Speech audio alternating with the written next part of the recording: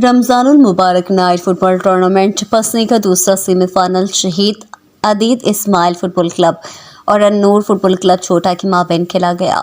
शहीद अदीद Ismail football club ने match 3-0 के मुकाबले से जीतकर अपने नाम कर लिया। मैच के मेहमान खुसूसी बलोचिस्तान पब्लिक सोसाइटी के सूबाई जनरल सेक्रेटरी परवेज ज़फर थे। परवेज ज़फर ने गुफ्तगू करते हुए कहा कि सेहतमंद माशरे के लिए खेलों का इनेकाद ज़रूरी है।